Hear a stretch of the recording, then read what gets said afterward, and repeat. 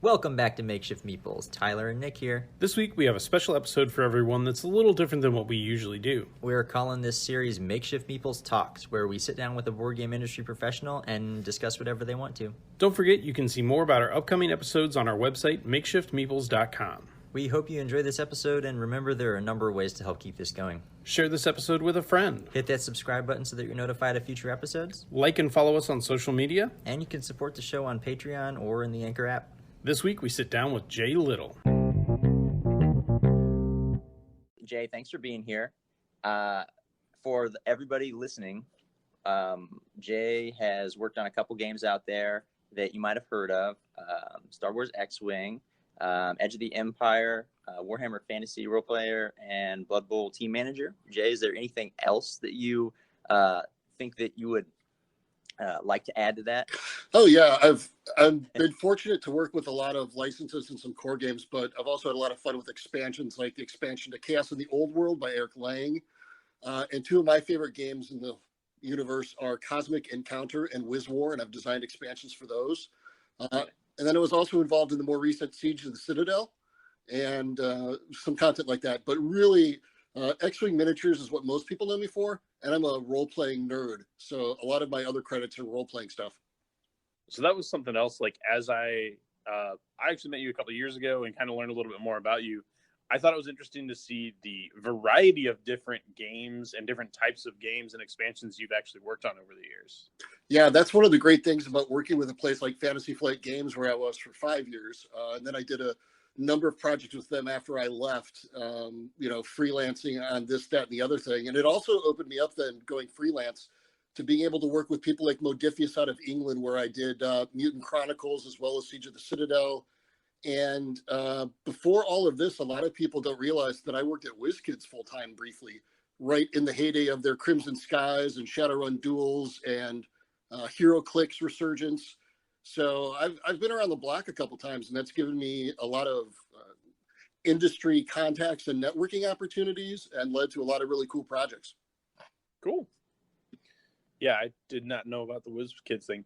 Well, there's also another industry thing that you've been involved with for a while now, and that's the Geek Way to the West convention. Yeah, and for all the games, and I'm extremely proud of all the projects that I've worked on, I'm probably most proud of Geek Way to the West, which is a gaming convention held in St. Louis every year. It's been around for 15 years, which is kind of scary. And it started out with about 16 or 17 people in my basement the first year, and it was all started on a dare, and now it's about 4,000 to 4,500 people for 4 days of just board gaming in St. Louis.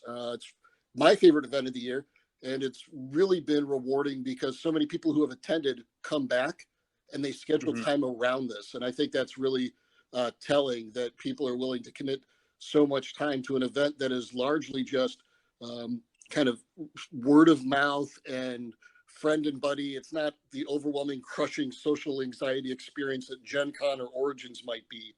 It's really late. I mean, you've been there. It's laid back than a lot of other conventions, and it's really focused on the games. That's something else that I've had. It's hard to explain to people how Geek Way to the West is really different. And the best way I've come up with is it is a board game convention that is about playing board games. It's not just a convention about seeing all of the popular new stuff that's coming out or meeting all of the companies that put out these games. It's a convention about playing the board games. So that's probably the biggest difference that I've experienced going there over multiple years as well. Yeah, and I would agree. And it seems silly to have to mention that to somebody, right? Yeah. They've been to other conventions where pop culture's been a thing, or, play has been a big thing. It's not steeped in any of those. Yes, there are some vendors and some exhibitors, but those are really a lot of local people who support the show and others who have been around and interacted with Geekway for a while. But man, this past year, you walk into the main hall and it's 3,000 people just in the main hall on these long rows of gaming tables, just playing games. And you can just sit down with anybody, crack open a game. Some of the friendliest gamers I've ever met too. And it really puts a lot of faith back in this community of gaming. So I love it. I love that I think that was one of the worries when Geekway moved to the new location. Was that 2 or 3 years ago now? Yep. Was that in a much bigger environment, does that friendliness still transfer in, or does it become almost imposing for somebody to walk into a room that big and try to find somebody to play with? But I think the convention's done a number of things in terms of the looking for players, learning to play Meeples, and making those big and able for people to see from a distance away as well. So It's one of those, the little things have made the difference, I think, in the last couple of years. I also think it's extremely accessible to kids, to gamers of all, every walk of life. And so I think that's a big part of it too. Plus, the people who have been there for so long and keep coming back, they love Geekway. They want to see it continue succeeding. So they make sure that everybody who is coming to Geekway feels that same connection to it that they had when they first attended. And I think that's a real special thing. Yeah, it sounds like a very easy thing to get pulled into. Like your friends ask you to go, and then you have so much fun you want to go next year. Yeah, really, really high retention rate amongst the attendees. Well, that's awesome. I've never actually been to Geekway, but it sounds like it's very motivating for you. What actually, you've been making games for so long. What keeps motivating you to make all these new games? So a couple of things. First of all, it's this burning desire to vent creativity. It's like a dam about to burst, and I have to find some outlet for it. And if I go too long without either sitting down and gaming with other people, or I go too long without designing a game, or I also teach game design and board game production at UW Stout in Menominee, Wisconsin. Like if it's too far between any of these different events, I go nuts.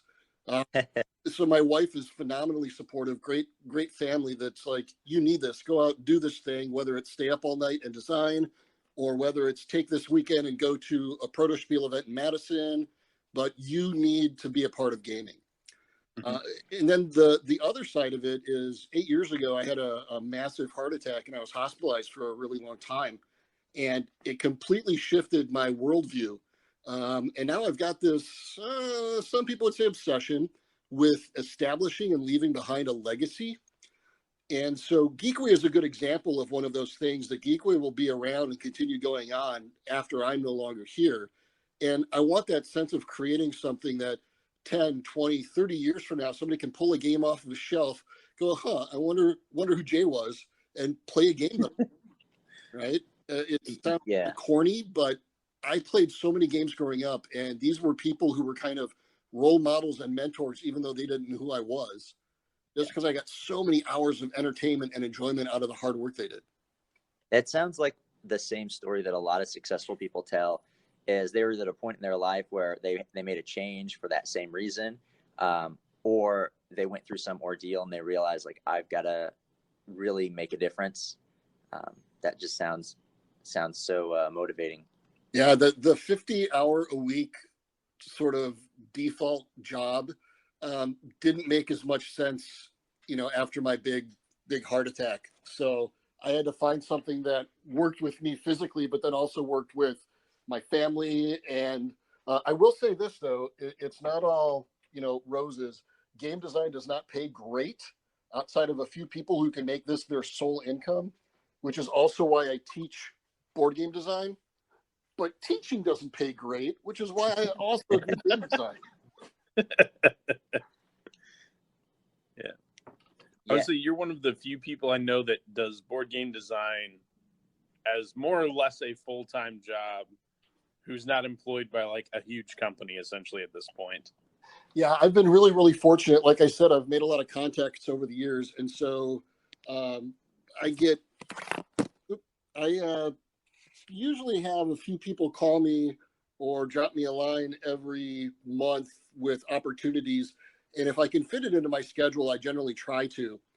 But usually there's more work that I can take on. And that's actually a really, really slippery slope right there that I think a lot of people outside the industry don't think of, is game design takes up so much energy, not just your mind space, but like there's this emotional investment too.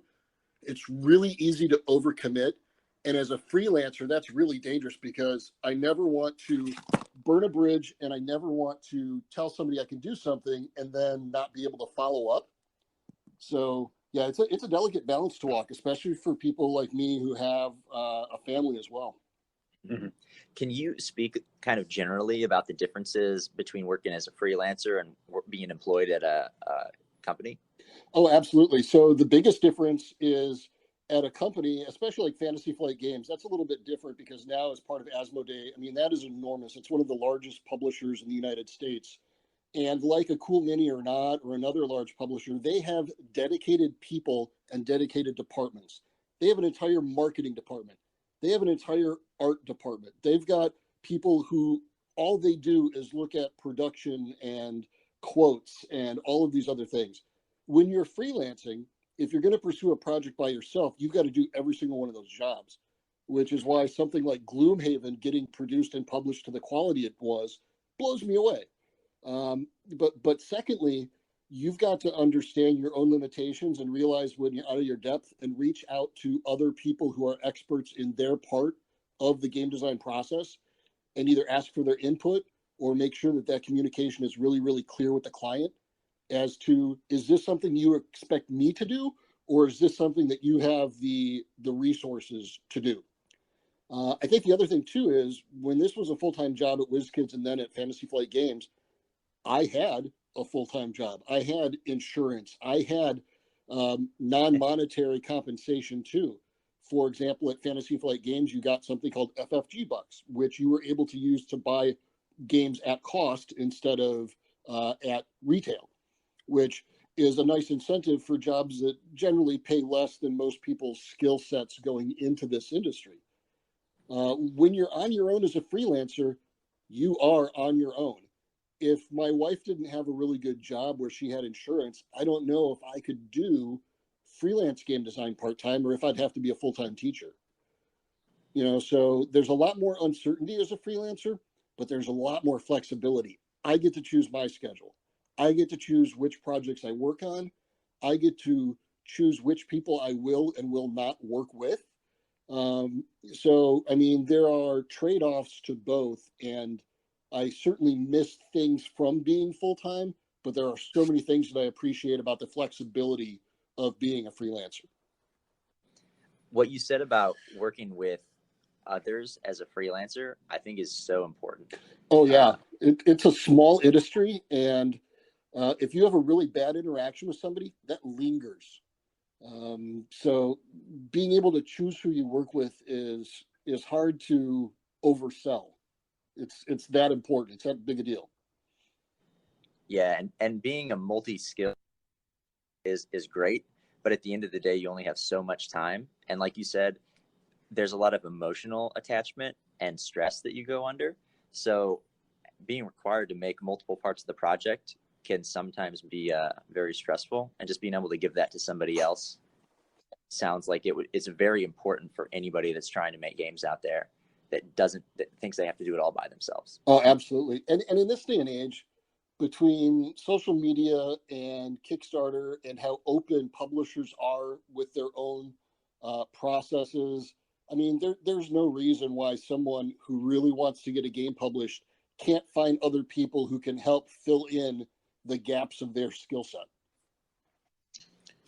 I think that's something that a lot of small businesses and just people working on game design as well struggle with, is making sure that if you're partnering with somebody, they are essentially filling gaps where you're weak, rather than you both being good at one thing and just like missing the other part of it. Right. I mean, if you work with too many people who are too similar to you, you're not going to have as successful a product. You need that give and take, or at least somebody to call you out on when things are not going well or working correctly or how they want it to. You need somebody to test you from time to time, I guess. Or tell you you're wrong. Yeah. I think that happens a lot. You'll see people that make choices for like a game mechanic, but realistically, just getting a second perspective on it or third perspective early can be almost more pivotal than just getting out there and having a bunch of people test it. Yeah, like a great example is writing a rule book. I know exactly what I mean in my head, and so everything makes perfect sense to me the first time I sit down to draft a rule book. I need somebody else to take a look at that rule book and go, dude, I have no idea what you were thinking here, right? Because it doesn't occur to you. You're so into this mindset of, I know what this game is all about. I know how it should play. But players don't play the same way a designer designs. Yep. And I've actually seen this multiple times. So our Champaign location, they partner with a group called Kudo that does a design competition every year. And it's interesting to see some really, really poorly written rule books about really actually very good games and vice versa, and it's just crazy to see, like, if I almost feel like you need a designer to design a game and then teach somebody how to play it and then have them write the rule book so they get everything packed in there. So ideally, that's a great example of one of the big differences between full-time and part-time. At FFG, when I was working on X-Wing, for example, I did the design. And at one point, I worked with a developer who then took my ideas and went and polished them off. Then I would go back and I would write a first draft of the rule book. Then the developer would take that rule book. Then we actually had a dedicated editor who was qualified in technical writing, who would rewrite and edit that rule book. Then it would go back upstream to me and then say, is this what you meant? Right? Yeah. Wow. So there were some quality control steps in there that as a freelancer, you either have to do on your own and cross your fingers that it's taken care of, or you send back to your client and cross your fingers that it's getting taken care of. But I have had a number of games that come out that when I take a look at it, the rules, I read the rules and I'm like, this is not the game I submitted or turned in. Sometimes the changes are minor and some of them are, wow, you changed the entire scoring system. No wonder people are disappointed. Now, would any of that be due to like playtesting and rebalancing, or? Oh, sure. And a lot of it certainly could be. And for some companies, like there is a definite vibe on what a Fantasy Flight game sort of title is that people have in their mind. If people understand the difference between like Eurogaming and what used to be called Ameritrash and things like that, there are certain built-in expectations that those audiences have. And so sometimes changes will be made based on what they think suits that audience better. Sure. Sometimes playtesting will push back and give results. And instead of going back to the designer and saying, do these results lead you back to where you expected? And then I could make an evaluation on, I think that might be an aberration, or wow, they really brought up something that's different. Or sometimes it's just like, I get their feedback, but I'm still right about this design choice.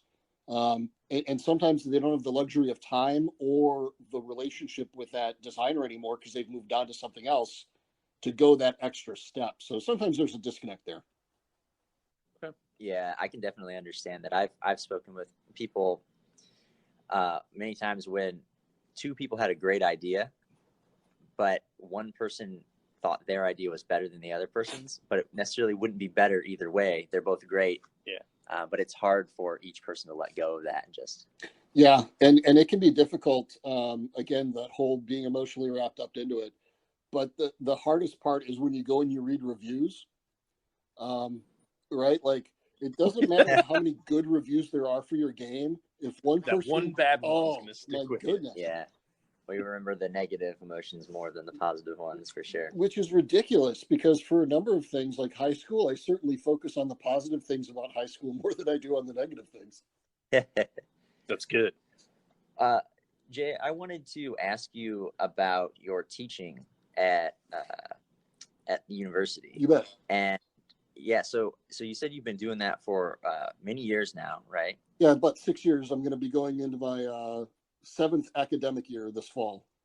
Okay. And do you teach both board game development and video game development? Yeah, that's correct. UW Stout has a top 20 program in the country for video game design, but it's all rooted in tabletop and board game understanding. So like freshman year, we focus on tabletop games, underlying ideas of what makes a game, why do people play the way they do, and this whole idea of what is fun. Because if it's not fun and people don't want to engage in it, then it doesn't matter what platform it is. Yeah, so for sure. After they get that strong foundation, then they move on to video games their sophomore, junior, and senior years. So what's really interesting is when they recruited me, because they had a gap in their teaching, and they're like, do we know anybody who understands games? And one of the professors there knew me from my time at Fantasy Flight Games. She's like, well, this, Jay's really, really good with board games.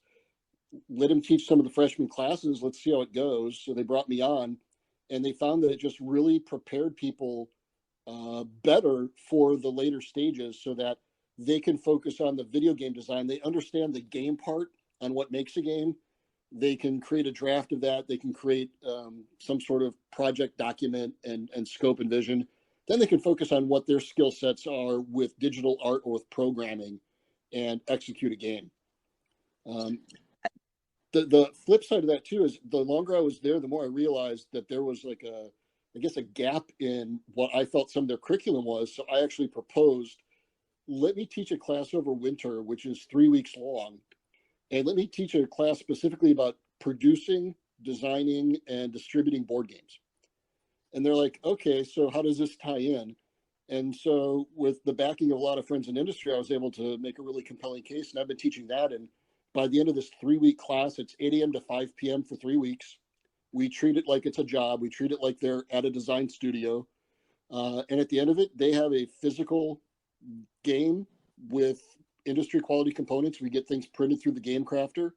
And they're able to see kind of inside a product-based industry in a way that a lot of other courses can't deep dive into. Well, and somebody that would go into video game design, that's something they may not get as much of a tangible piece of it as well. As much as you're building the software, nowadays you don't even get like a disc for most of these games. Yeah, you either download them or they're on a thumb drive or something. Yep. For this day of digital downloads, it's amazing, but it's also cool to see somebody who's wants to focus on Unity or Unreal or do 3D video game design when they get a board game that has their name on the cover and they open it for the first time. I mean, people in the industry go crazy for unboxing videos. Oh yeah. You should see somebody who's a video game designer who didn't think about this, that this was something they could do, crack their game open for the first time. It's pretty cool. I think that hands-on experience is very pivotal. You can go through as many classes as you want on how to make a design doc or how to write down your game theory or your rules. Yep. But if you actually get the pieces and play the game, you'll never really know how it works. I think that going through the whole production process is an invaluable skill. That sounds awesome to me. Yeah, level design is a great example of that, right? You could try to build something in an engine, or you could try to sketch something 2D on a piece of paper.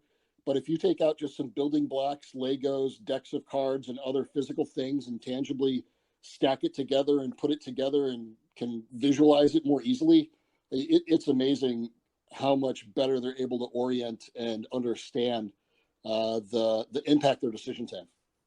For sure. Have you had any students that went through this program and all of a sudden went, maybe that video game thing is a backup plan now? Well, video gaming is incredibly, incredibly competitive, yeah. Especially with the high turnover rate with the major studios. So a lot of students generally don't fall into a big video game company right out of college and need to find some other things to work on. But for a number of them who've gone through some of the classes that I've taught, they end up really, really enjoying gaming. So even if it doesn't become a professional goal, it suddenly has become part of their social life. They'll now go to the game nights at the local campus game store, or they get together and now they're part of a D&D group. But there are a few people who are like, all right, tell me more about this game design thing. How do you become a board game designer? And what's great is I pull on my industry contacts. So our speakers are people like Jamie Stegmeyer of Stonemeyer Games, Marcus Ross, who's one of my favorite designers, Mark Street from Board Game Corner. And I think I end up over the course of 3 weeks having 12 to 15 members of the industry from different facets talk to these students. And there are usually a few that really resonate with somebody. And they're like, I want to learn more about doing that. Which is really, really cool. Awesome. Going along with that, have you had any games that were designed in that class that you got really excited about? And we don't have to go into names or anything, but Well, There has to have been one or two over the years that have gotten pretty interesting. Oh yeah, there are some that are better than some games on the market. Part of that is because there's so many games on the market. Yeah. But the very first year that I taught it, some students put together a really cool game about Vesuvius erupting and destroying Pompeii. And so I worked with them. I bought out the rights to their game and I shopped it to publishers. Fortunately, it didn't fund on Kickstarter, but I really believed in this enough that I'm like, this is a good game. There's a place for this in the marketplace. I just haven't found the right place for it or the right publisher for it yet. But I would say out of the 4-5 times I've taught this class, there are 3 games that I think are very, very market worthy and could easily find their way on someone's shelf. Cool. Yeah, I've worked with a lot of individuals that always have a really good start to something, and if it can just be polished, exactly, it'll shine. Yeah, it's one of those. In my role as a store owner, it's interesting because we get approached pretty regularly about people wanting to play test the game that they've been working on, and it's always kind of like, where are you in this process? So it keeps things a little interesting. But going along with that and kind of getting into the game industry a little broader, what are some of the things? I mean, you've been around the board game industry now for a number of years, and you've seen a lot of changes, probably more specifically even just in the last 5 years. But what are some of the changes that you're really most excited about right now? I'm still excited about crowdfunding and how it's going to change. When Kickstarter and GoFundMe and Indiegogo and a lot of these crowdfunding sites came out, they really opened up a lot of opportunities for people to be able to design things. It's actually a lot like Dungeons and Dragons was with 3rd edition. They had something called an open games license, which meant anybody could write D&D material as long as they included this legal disclaimer, and just created a lot of opportunity. I'm really curious to see what the next stage of crowdfunding development is. We see now that a lot of larger publishers actually use Kickstarter as a store, or they use it as a marketing incubator. Like Cool Minions or not, every one of their Kickstarters has been phenomenally successful, but they do not need Kickstarter to be able to create, publish, and distribute a product. They've been around long enough, they've got a good enough track record, and they have the money that they could, if they chose to, do this internally. But Kickstarter just makes too much sense for them with their reach to not use that. So I'm always curious about what's going to happen next with that. And tied with that is there's never been a time where it is easier to create a game if you want to. I keep on referencing the Game Crafter, partially because they've been so good to me over the years, and partially because every single prototype I've ever created that I'm going to send to a publisher or take to a convention, I've used Game Crafter for, because it is industry quality componentry that you get back. So if you just want to make a few copies for you and your family, a person can create a game that looks just as good as anything else on a shelf in terms of the components. And if they either have the art skill themselves or know somebody who does, then they can get it that much closer to an industry-ready product. So I'm really excited about the advances that we're going to see in both funding large and small scale, but then also just the closer we get to small print and on-demand printing, delivering those quality components, the average consumer is not going to be able to tell the difference between where did this come from. Was this a group of 2 people or was this a company of 200? So you were mentioning some of the tools that you use to create games, and I know the Game Crafter is a distribution and supplies manufacturer. But do you use any other tools like Component Studio to synergize with Game Crafter, or any thing that maybe people wouldn't think of? I personally don't, and a lot of that is just because either I have resources, software, or contacts that allow me access to that. But I know for a lot of people, especially if they don't have the art talent, there are a lot of other things like Component Maker, Component Studio, that allow them the ability to create things with very simple web interfaces. I'd still say that when it all comes down to it, 90% of my work is in Photoshop and in InDesign. And then I upload files to a site like Game Crafter and then hit a button and say, send this to me. That's cool. So for anybody out there trying to make games but doesn't know where to start, they can get some good supplies from. Going back to that, like, what really got you started in this game design path, Jay? My love of sports and growing up playing D&D. Those two things combined, I think, really opened up my mind to doing this. And what's interesting is probably 90 to 95% of the people I talked to got their start in role-playing in one facet or another, because it was that initial social or community element tied to a game. So they got really positive memories of that and want to continue working in that sort of environment. And I actually got my first game accepted, and I got my first paycheck in the industry while I was still in college, which was exciting. It was for a small role-playing game that I had done back in the mid-90s. And that just was like, wow, this is something that you can do? I guess I've been You can make money doing this? Yeah. Well, I grew up in southeast Wisconsin where TSR, the publishers of D&D, were, and where Gen Con was held for its first 20 years or so.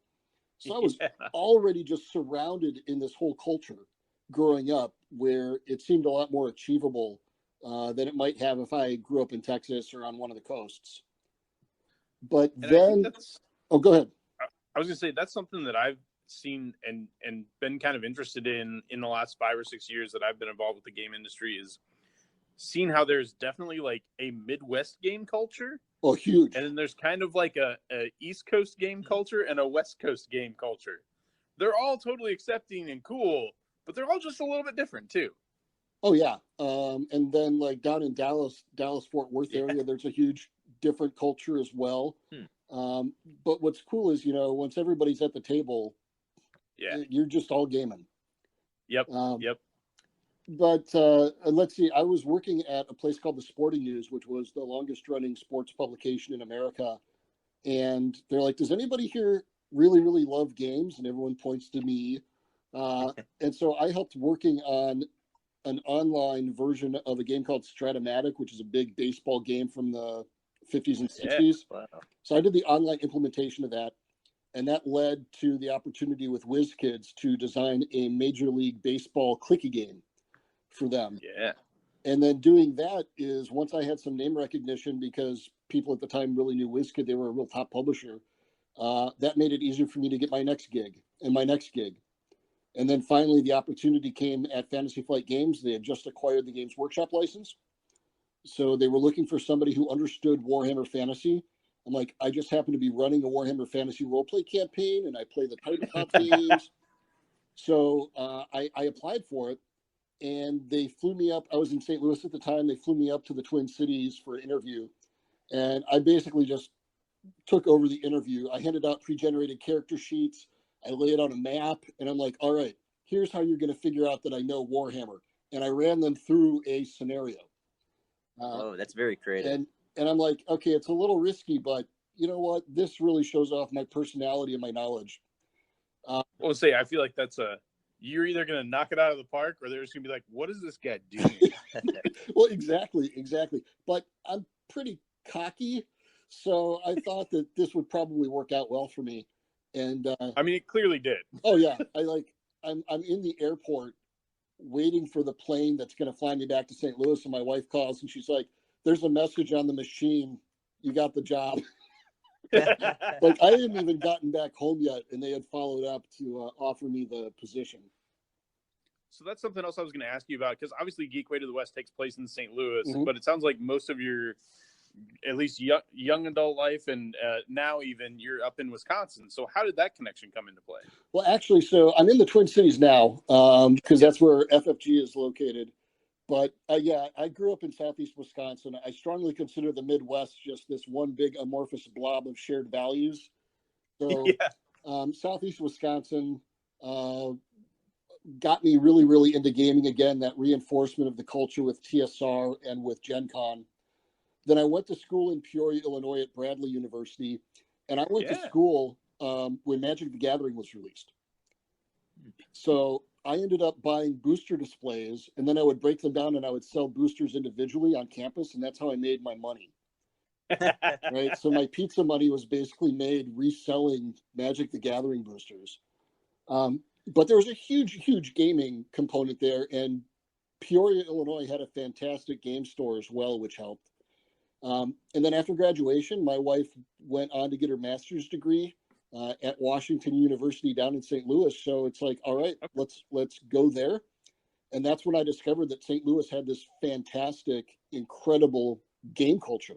A lot of it established through meetup.com and a gentleman down there named Timothy Hunt, who worked really, really hard to create these series of events that people could go to and game.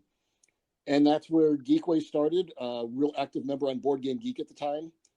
But then when the Fantasy Flight opportunity came up, my wife was like, you know what, you were willing to kind of put things aside while I got my master's degree. If this is really what you want, let's do it. So we relocated to the Twin Cities, and the rest, as they say, is history. That's awesome. Yeah, very cool. Yeah, I would say it's interesting to hear that, because we're so close to St. Louis, but I've traveled up to the Twin Cities a number of times for different events, and it is really interesting to just be in those different communities and see how similar they really are, even though you're an 8-hour drive or a 2.5-hour plane ride away from each other. Oh yeah, and I don't know. I think that's one of the reasons why I just keep on coming back to gaming is no matter what your day job might be, no matter what your family, social, or relationships might be, no matter whether you had a good day or a bad day, when people sit down around the table, there's almost this collective sigh of relief, like, yes, now we get to do what I'm good at. Now we get to like really get into our own. And I think that's one of my favorite things about Geekway or any convention is sitting down with a table of complete strangers. And by the end of it, you feel like you know each other because you all love gaming. So you've all got this common denominator of just passion for having fun. And that's something as a store owner, I've seen it multiple times where it's really interesting to see a group of players that clearly outside of gaming may never talk to each other just because of social or whatever geopolitical issues. But all of a sudden they're all in one place and they're committed to this role-playing game for years together. And it's just kind of interesting to see how those groups come together and end up staying together because of the game. And that might be it exposes a lot of people to people they would not deal with in their normal day-to-day life as well, and gives everybody a little broader understanding of the community they live in and the other people that exist there too. Oh, that's a fantastic point. Yeah, especially that idea that they might never have met each other otherwise. Their paths might never cross if it weren't for gaming. And maybe once they leave the table, they don't see, interact with, or talk to each other again until the next time they get to the table. And that's okay, right? That's what's so great about this. Yeah, I have the same experience where I've had people I know, but I've gotten to know them much better just playing D&D or another role-playing game with them. But I'm just curious how you feel about the state of the role-playing games right now, because it seems like they're very, very popular due to like Critical Role or Acquisitions Incorporated being out there on YouTube, being very popular shows. Stranger Things. Yeah, Stranger Things too. But do you think that there are certain role-playing games that just overshadow the others? Because as we both know, that this market is very diverse. There's multiple role-playing games people might not have heard of. Yeah. But they're still very, very fun. How do you feel about that? So I'm sitting in my office right now while we're doing this podcast, and I'm surrounded by about 3,000 role-playing products going back to the early 80s. And, I'm just overwhelmed. I'm never going to be able to play all these games. Most of these games, I would say the common contemporary gamer has never heard of. And so it's a little disappointing that sometimes my favorite games get overlooked. One of my favorite games of all time is Teenage Mutant Ninja Turtles and Other Strangeness by, the Wuchik Brothers and Palladium Games, and Call of Cthulhu, which was such a big corner, it's so foundational to the role-playing experience, but it's less and less common now than it used to be. So I don't mind that there are certain games that just have more attention to them, like Dungeons and Dragons or Pathfinder. I'm fortunate that Edge of the Empire and the Star Wars roleplay line has been so successful. Because to me, I just want people role-playing. Once they get into role-playing, they're much more likely to see if there are other types of gaming like this. like fantastic games like Fiasco or Small Time Adventures or Inspectors or Little Fears. I'm sorry, Primetime Adventures. There are all these fantastic indie style games that those rarely are the entry point into gaming anymore, in my opinion. They tend to be kind of the secondary. Now that you get D&D, now that you've had fun in this situation, you want to try something a little different next weekend? We'll do a one shot of this game where you all play as kids, and it's kind of like Scooby-Doo or Stranger Things, or, you know, we're going to run our own Ghostbusters agency. But I love indie games, and I design a lot of indie style games because those can be much more specific and targeted to either achieve a certain emotion, create a certain feel, touch on nostalgia. There's a great game called Kids on Bikes, which is, you know, came out after Stranger Things season 1, and it's basically Stranger Things, the role-playing game. It's pretty neat, yeah. Yeah, I mean, one of my favorite independent role-playing games of all time is called Best Friends Forever, and it's a game about girls and their petty hatreds for each other in high school. And character creation is going around telling people what you're better than them at. Oh my. You know, I might not be as rich as Joe, but I'm definitely richer than Bob. That's great. And then through all of this, you end up coming with your characteristics. And it seems so silly and contrived, but it creates an experience that is different than anything else, even if it can't be, you know, sustained over an 8 to 12 month campaign like D&D or Pathfinder might. Yeah. That reminds me of a very interesting prototype that I played. Actually, one of the, it sticks out in my mind because the theme was you're in high school and you're trying to collect as many girlfriends as possible. Jeez. But your girlfriends can get mad at each other if they figure out that you have other girlfriends. I mean, so very realistic. Yes, here. Yes, very realistic. That's just great. So Jay, now that we're on role playing, what is one of your favorite in-character role playing experiences? So most of the time I would be the game master. So being able to play as a character was great. And one of my favorite characters, his name was Mitra of the Half-Elven Bard. And I actually had a little notebook that every one of my spells ended up being a limerick. So whenever I would cast a spell, I would pull out the book and I'd like say the limerick and people would roll their eyes, but it ended up being pretty memorable. And years later, people remember that. But I also got to go down in a blaze of glory, which was great. We were like in this zoo and a monster broke out of its cage and I like volunteered to dive into its gullet so everybody else could leave. And I had a bag of holding. So once I was swallowed, I'm like, do I have enough time to turn my bag of holding inside out? Oh! And they're like, sure, give it a shot. I rolled what they needed me to roll and ended up exploding the dude with me in it. I'm like, I am fine with that death. That was a great way to go out. Epic character deaths are the best. Yeah. So what's one of your favorite moments as a DM then, since we're kind of separating the two for you here? So my favorite is being able to game master Edge of the Empire. I love the Star Wars roleplay series, and I'm really proud of the dice system. And being able to tell people that they can do anything that they want in there, and we'll adjust and we'll figure out what we need to do on the back end with dice rolls or whatever, is great. But my favorite part is when somebody critically fails at something, and they critically fail by a lot. So they roll a whole bunch of disadvantage. They roll a whole bunch of despair, and it's really, really dire. And instead of telling them what happens to their character, before there's a critical roll like this, I always ask them, what's the worst thing that could possibly happen? And then they roll their dice.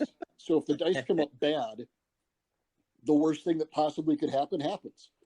And what's great is if something bad is going to happen to your character, the player would rather be in control of it and narrate that rather than have the GM dictate it. So I've had like critical failure rolls with a lightsaber where they're like, I guess I chopped off my arm. I was not going to go that severe as a GM, but suddenly I'm like nodding, going, cool. Okay, yeah, cool. Makes perfect sense. You did that, yeah. So they love taking ownership of that and really getting into it. So I think my favorite moments are something like that, or being able to play a one-shot.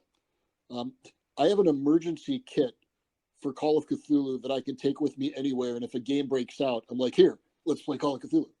And being able to introduce people who had never role played before, that's probably my second favorite moment. It's not one specific one, but getting somebody to sit down and finally try role playing and come out the other end going, wow, that was kind of cool. That's really rewarding. Is there one thing that you would like everybody to know about you, Jay? There are plenty of things I'd like people not to know. Sure. That game design is incredibly hard, but it's the hardest work I've ever loved. And that's what makes it worth it. But that also, I do not thank the people around me enough for the roles that they've played. There's no way that I could be successful as a game designer if it weren't for people like designers Eric Lang and Kevin Wilson mentoring me and giving me advice over the years. Fantastic art director Zoe Robinson, who really pioneered a lot of the way that women and minorities are treated in art in AAA publishing. And just the talent that surrounded me over the years. Like, I'm very proud to have my name on the box of X-Wing, but my producer, Steve Kimball, who's just now the head of Z-Man Games, he did all the legwork to make sure that from a production standpoint, that the miniatures looked right, that the box and packaging was right, that the rule books were laid out the right way. Like, I'm proud of the design, but so many other people were involved in that it feels a little guilty to take credit for the whole game with my name on the box. Yeah. So I think the one thing is that I am always being supported by some amazing people, even if it's only my name that people see on the cover or in the credits. There's always a team behind you helping out. Always. Very, very few things ever get done in this industry without a number of people working extremely hard. Awesome. Well, Jay, I think we're coming up on the end of the interview here, and Tyler and I set up a fun little game that we thought we'd play with you, if you're up for it. You bet. We have 5 questions that we will ask you in rapid fire succession, and we would like you to answer them with 1 word or at most 2 words, if possible. All right. You ready? I'm flexing my vocabulary right now. Yeah. All right, get ready. And we're going to start now. Favorite universe fandom? Firefly. Give me 1 word that describes your feelings toward the current state of the gaming industry. Butterflies. Stomach. Favorite holiday? All. What's your favorite game designed by someone else? This is going to be multiple words. Chaos in the Old World, Eric Lang. Okay. If you were trapped in an island in the middle of a war between pirates and ninjas, which side would you aid? Zombies. Zombies. Bringing in the third party for the win. It's a coup. All right, Jay. You made it to the end. Tell people what you got going on right now. You got anything to share? Yeah, lately I've been working on the game 3 Years of War, which Dietz Foundation is kickstarting. It's a game about the worst 3 years of the 30 Years War, which is a game about war and the grief and despair that it causes. I'm also doing a lot of freelance work with some titles that I haven't been able to talk about yet, which is driving me crazy. That's another nature of freelance work, is all of this fantastic stuff that you do that you can't talk about yet. But that, yeah, I'm actively involved, and people can visit my website at paintedthumb.com if they want to learn more about any of the work that I've done, or if they want to get in touch with me. I love doing podcasts. So again, thank you so much for having me on. I really appreciate it. I love being able to share the gospel of good gaming. It's been a pleasure having you on, Jay. And thank you very much for sending us a copy of 3 Years of War so we could give it a swing here as well. Absolutely. Glad to do it. Thanks, guys. Yeah, thanks for your time. Wish you the best, Jay. All right.